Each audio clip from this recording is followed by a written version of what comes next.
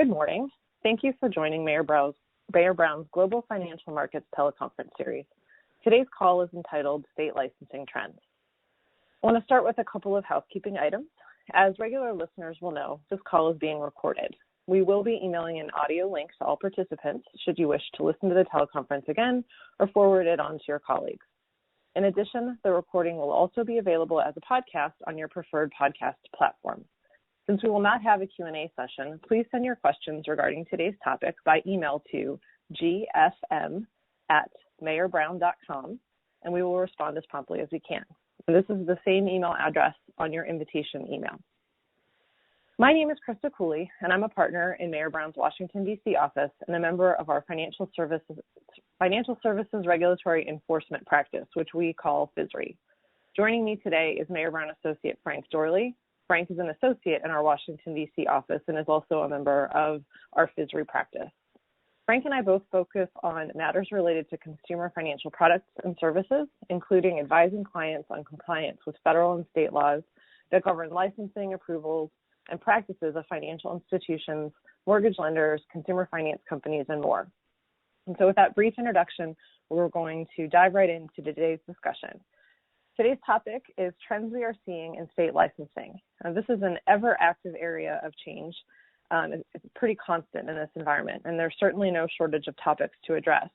And since we only have about a half an hour with you all today, in the interest of that time, we're not going to address some of the recent topics that have been exacerbated by the COVID-19 national emergency, like the branch office licensing questions that have been sparked in part by this work-from-home environment that we're in. And we're instead going to summarize trends we're seeing emerging in the following areas. First, with regard to mortgage servicing, we'll discuss the increasing focus on mortgage servicing in terms of new licensing requirements, more aggressive interpretation of licensing statutes, and some novel proposals to oversee non-bank servicers in particular, including the Conference of State Bank Supervisors, or CSBS's proposal regarding non-bank servicers. We'll briefly touch on the CSBS's recently announced proposal to implement a network licensing model that would apply to mortgage as well as other non-bank financial services companies that are licensed through the nationwide multi-state licensing system, which we call the NMLS. And Frank is then going to discuss some recent developments coming out of California related to financial services licensing, including reconfiguration and the renaming of the California Department of Financial Protection and Innovation and its authority, as well as the new Debt Collection Licensing Act announced in California. And Frank is also going to cover some additional non-mortgage licensing trends in other jurisdictions, and if time permits, we'll spend a few minutes on a trending development of state laws requiring commercial finance disclosures. So let's dive in. With regard to regulating mortgage servicers, states have been increasing their attention on this industry segment for the last several years from a number of angles. Most directly, a growing number of states have passed legislation to require residential mortgage servicers to become licensed. Back in April of 2019, we saw New Jersey enact the Mortgage Servicers Licensing Act, which began requiring residential mortgage loan servicers to be licensed as of July of 2019 in that jurisdiction. In the following year, last April, Idaho amended the Idaho Residential Mortgage Practices Act to include mortgage servicing among those activities that trigger a license under the Act, and that went into effect last July. And most recently, this April in 2021, just last month, Colorado introduced legislation that, if enacted, would require mortgage servicers to submit a notification. So rather than obtain a license or registration, this would create a notification requirement to the administrator of the Colorado Uniform Consumer Credit Code. And that notification requirement would apply to anyone acting directly or indirectly as a mortgage servicer. The legislation is entitled the Colorado Non-Bank Mortgage Servicers Act, and the term mortgage servicer is defined broadly to mean a person, wherever located, that is responsible for servicing a Colorado mortgage loan. The legislation would define the term servicing to mean receiving scheduled payments from a borrower and making payments to the loan owner or another third party of principal and interest. The legislation would provide an exemption from the definition of mortgage servicer for supervised financial organization, which term includes depository institutions. So if enacted, the legislation would require compliance with applicable federal laws, including RESPA and TILA, and any violation of the new act would constitute a deceptive trade practice under Colorado law.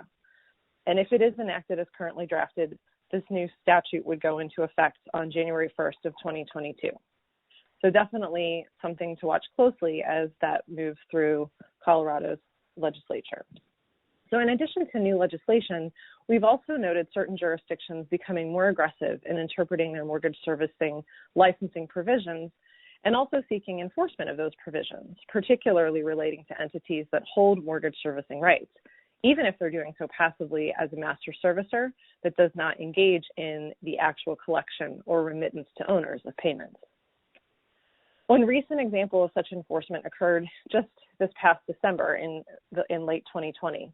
And here, the Maryland Commissioner of Financial Regulation announced a settlement back in December in which, pursuant to the agreement, and in the agreement, the department, for the first time publicly, at least to our knowledge, the department announced its position that an owner of servicing rights, including a master subservicer, a master servicer is required to be licensed under the Maryland mortgage lender law, whether directly handling the day-to-day servicing obligations or relying on a subservicer to do the same.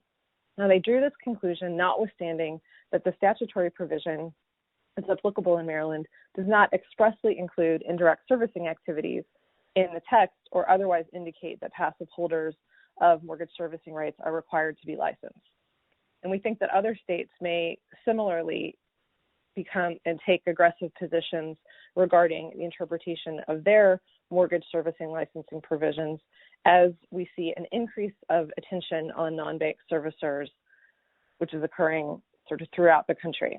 And on that note, as I noted at the top of the call, the CSDS, which is an organization that's made up of state regulators, has also been busy thinking about new approaches on how to regulate non-bank mortgage servicers, which culminated in its proposal to establish what they're calling prudential standards for non-bank mortgage servicers. This proposal was released in September of last year. They asked for comments which were due in December of 2020. And the proposal has been built off of an earlier version from 2015. In the most recent 2020 proposal, the CSBS's stated goals are to enhance regulatory oversight over non-bank mortgage servicers and impose transparency, accountability, risk management, and corporate governance to protect borrowers and, interestingly, investors in the event of market disruption. There is a lot in the proposal, so we'll just cover a few highlights. If established as it was proposed, it would create minimum net worth and capital requirements for non-bank mortgage servicers, as well as the liquidity requirements. These standards are designed to track GSE requirements, but there are some important differences in the language. The proposal would also impose risk management requirements in the form of establishing a risk management program under the oversight of the entity's board of directors. And it would also require non-bank mortgage servicers to have data protection controls in place, along with a few other substantive requirements related to mortgage servicing and other compliance areas. The biggest concerns that we have heard articulated is that the CSBS does not have the authority to impose the prudential standards. Instead, the CSBS will finalize some version of the standards after it completes considering all of the comments that it received by the end of last year. We understand that that may occur sometime early this summer, and the states will then need to review the finalized prudential standards and then would need to adopt the standards if they chose to do so by enacting laws, regulations, or some other formal issuance. And the biggest concern we've heard raised here is whether the states will act consistently in adopting, implementing, and or enforcing any prudential standards as they are released, and how that consistency would be achieved. I mean, obviously, any inconsistencies in any of these three areas, the adoption, the implementation, or the enforcement, would create additional and arguably unnecessary complexity and compliance costs for non-bank mortgage servicers, many of whom are already subject to strict financial standards by the GSEs and by Ginnie Mae. Another concern about the proposal is the lack of discretion that regulators would have if such net worth, capital, and liquidity requirements became law within the individual state jurisdictions, particularly when individual circumstances for a particular service may warrant discretion in the application of those financial requirements. The FHFA standards that are referenced in the proposal are not regulatory in nature, and thus the GSEs can and often do exercise discretion when evaluating servicers. So to put those into law would be a significant change from the current status quo. One other CSBS initiative related to licensing that I'll mention quickly is, as I mentioned at the top of the call, the NMLS's networked licensing model. They put out essentially a white paper for comment on March 31st that details what this model would look like. The model is an attempt to modernize the NMLS licensing process for all non-bank entity licensing types that use the NMLS for licensing purposes. So it would include mortgage lenders and servicers, money transmitters, et cetera. The model is designed off of the money service business model, and it would create a two-phase licensing process with core requirements for all applicants to meet, and then a second business-specific and license-specific phase that would list requirements that are industry-specific to the type of license, and then specific to the licensee applicant itself. This is all aimed at providing a more uniform application process and more uniform application data that would allow for coordination among regulators. Comments are due on May 31st, so definitely still considering and gathering those comments. The early feedback that we've heard is that there are a lot of questions about how the process will work for existing licenses who are expanding their jurisdictions in which they are licensed to engage in financial services activities versus new entrants who would be coming into this model, and getting licensed through that as a first instance. And then also we've also heard questions about whether all states will adopt certain elements of the proposed model to create the efficiency that's being attempted. So I've now covered a lot. I'm going to stop talking and I'm going to turn it over to my colleague Frank to discuss the topics that I outlined earlier. Thanks, Krista. I'll now talk about some recent trends in non-mortgage licensing that we are seeing at the state level. And I'll start out with developments in the state that's used to getting a lot of the headlines when it comes to regulation and enforcement, which is California. In January of 2020, Governor Newsom included plans in his proposed 2020-2021 California state budget that would create a California so-called mini CFPB. Later that year, he got his wish, and the California legislature enacted Assembly Bill 1864, which first renames the Department of Business Oversight as the Department of Financial Protection and Innovation, and second, enacted the California Consumer Financial Protection Law, which grants the new DFPI authority that resembles the CFPB's authority under the Dodd-Frank Act. This includes regulatory and enforcement authority over any covered person that offers or provides a consumer financial product or service to a California resident. The Consumer Financial Protection Law defines a consumer financial product or service in a similar manner as that term is defined in the Dodd-Frank Act, which means that it's a very broad definition, and it covers persons that not only make, but broker, service, sell, purchase, or acquire consumer credit contracts. The list of financial products or services in the Consumer Financial Protection Law is largely consistent with the list that's included in the Dodd-Frank Act. Now, more importantly, from a state licensing perspective, the Consumer Financial Protection Law also provides the DFPI with authority to issue rules requiring covered persons that are not already licensed by the DFPI under another law to register. This means that the DFPI could require registration by consumer credit companies such as sales finance companies, consumer loan purchasers or servicers, and bank partnership marketplace lending platforms to register.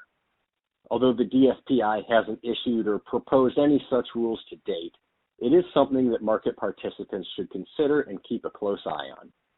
Earlier this year, the DFPI requested comments to inform its rulemaking process, including comments on which covered persons should be required by the DFPI to register. In January, the DFPI entered into memoranda of understanding with 5 companies that provide earned wage access products. And although the memorandums of understanding allow the companies to continue operating and the DFPI did not require them to register, it indicates that the DFPI may be preparing to aggressively assert its jurisdiction over consumer financial services companies operating in California. And that isn't California's only entry in the state licensing developments column. For a state with a reputation for thorough regulation, California is actually among the minority of states that do not require a license or registration for debt collectors or debt buyers. That's going to change in January 2022 when the new California Debt Collection Licensing Law takes effect. The Debt Collection Licensing Law was enacted in September 2020, and it will require a license both of third-party debt collectors and first-party debt buyers that purchase delinquent or defaulted debts on the secondary market. The law also specifically applies to mortgage debt. However, servicers that are licensed under the California Financing Law, Residential Mortgage Lending Act, or Real Estate Law are exempt from the licensing obligation. Even though those current licensees, as well as depository institutions and trustees conducting non-judicial foreclosure, are exempt from the licensing requirement, the law provides that the DFPI can still enforce the practice requirements of the California Civil Code's Rosenthal Fair Debt Collection Practices Act and Fair Debt Buying Practices Act against exempt entities. The new law applies only to consumer purpose debts, so entities collecting delinquent commercial debt will not need a license. The DFPI issued a notice of proposed rulemaking in April to start the process of implementing the debt collection licensing law. The majority of the proposed rules are technical rules that pertain to the licensing application and issuance process, but among other things, the proposed rules would clarify, if finalized, that purchasing a portfolio that includes charged-off obligations does not make you a debt buyer if the portfolio consists predominantly of non-charged-off debt. So that may potentially be helpful guidance to secondary market participants that acquire consumer credit contracts.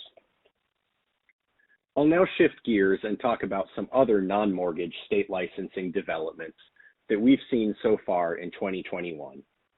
To this point in 2021, we are seeing states mostly continue the trend of seeking to license servicers and secondary market participants such as holders and purchasers of non-mortgage consumer credit contracts.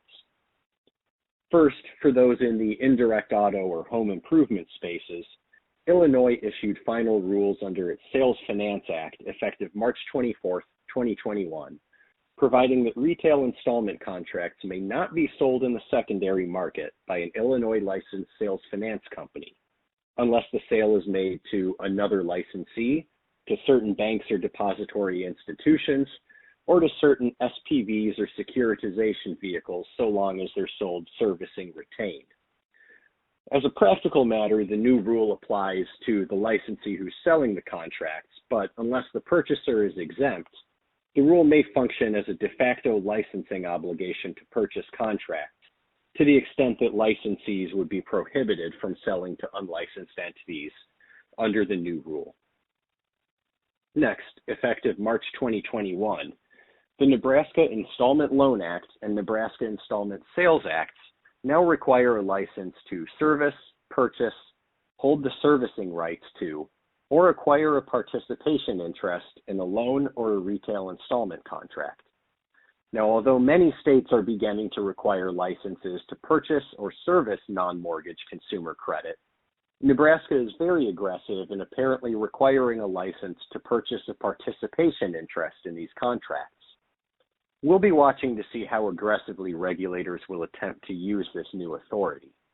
In particular, there may be jurisdictional issues if Nebraska regulators attempt to enforce the law against a mere purchaser of a beneficial interest in a loan with no contacts with Nebraska or with the borrower on the underlying loan, since a participation interest in a loan generally carries no right to service the loan or to enforce rights against the borrower. Last, Wyoming amended its Consumer Credit Code to require a license to acquire non-servicing rights to consumer loans with any finance charge. Previously, the Wyoming Consumer Credit Code required a license only if the APR on the loan exceeded 10% and the assignee both purchased and directly serviced the loan. Under the amended Consumer Credit Code, a license will be required to merely acquire loans that carry a finance charge. Those amendments will take effect July 1st, 2021. Last, I'll talk briefly about the new commercial finance disclosure laws in California and New York. Given the time limits today, I'll keep this high level, but since the topic of today is state licensing and enforcement trends, I'll note that other states, including Connecticut, New Jersey, and Maryland, also have had some form of commercial finance legislation either introduced in their legislature or working their way through the legislature. At a high level, the New York and California laws require commercial finance providers to make Truth in Lending Act-like disclosures to recipients of commercial financing that show the annual cost of the financing. Now, I say financing instead of credit because these laws are very broad and they apply to what were typically thought of non-credit forms of commercial financing, like accounts receivable financing, factoring, merchant cash advances, and even some finance leases. In New York, the law applies to most transactions of $2.5 million or less, and in California, the threshold is $500,000 or less. While the required disclosures vary slightly between the states and also depending on the type of commercial financing involved, a provider would generally need to disclose the following information: the total amount of the funds provided, the total repayment amount, the cost of the financing as an annual percentage rate, the term of the financing, the amount and frequency of payments, and a description of any prepayment charges, among other items. Again, we are seeing these commercial finance disclosure requirements be somewhat of a trend, as other states are moving towards regulating commercial finance products as well. It's important to note that although the New York and California laws have both been enacted, neither law is effective as of yet. New York's law becomes effective January 1st, 2022, whereas in California, even though the law was enacted back in 2018, a provision of the law states that it will not become effective until the California DFPI promulgates regulations to implement the commercial finance disclosure requirements. The DFPI proposed regulations back earlier in 2021, so that indicates that the DFPI is making some progress towards potentially finalizing those regulations and the disclosure law going into effect. And now I'll hand it back over to Krista for any closing remarks. Thank you, Frank. And thank you to our audience for tuning in. We have just a few brief reminders to wrap up the call. You will receive an email with a link to the recording of today's call, and the recording will also be available as a podcast on your preferred podcast platform. Lastly, as I mentioned before, if you have any questions related to today's content, please email them to gsm@mayorbrown.com. Thank you again for your participation. You may all now disconnect.